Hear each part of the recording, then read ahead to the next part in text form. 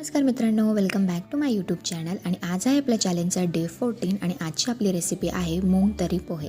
तर मूग तरी पोहे बनवण्यासाठी आधी आपल्याला मूगची तरी बनवून घेणार आहोत.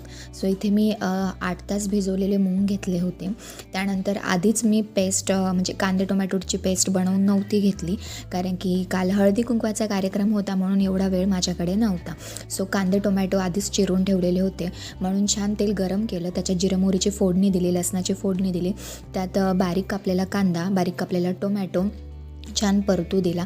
मग त्यानंतर मूग माझ्याकडे थोडेच होते म्हणून मी त्याच्यात सोयाबीन पण ॲड केली आहे, म्हणजे ही अजून हेल्दी सुपर प्रोटीनवाली आपली तर्री तयार होईल म्हणून.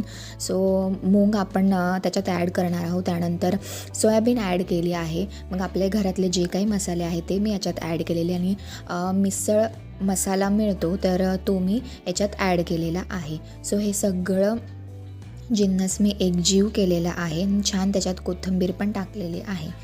सो आपल्याला तरी जेवढी हवी असेल त्या हिशोबाने इथे मी पाणी घातलेलं आहे, आणि हे पाणी थोडा वेळ उकळी येऊ दिलेली आहे, म्हणजे थोडं आटू दिलेलं आहे, जेणेकरून आपली जी तर्री असेल ती थोडी घट्ट व्हावी म्हणून. सो इथे आपली छान मस्त मूग तर्री रेडी झालेली आहे. आणि आता मी पोहे रेडी करते.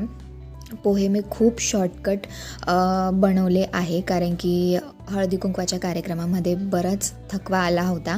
त्याच्यामुळे मग मी काय केलेलं, भिजवलेले पोहे घेतलेले, त्याच्यावर थोडी हळद घातली, मीठ घातलं आणि फोडणी तयार केली जिरं मोहरी आणि हिरव्या मिरचीची.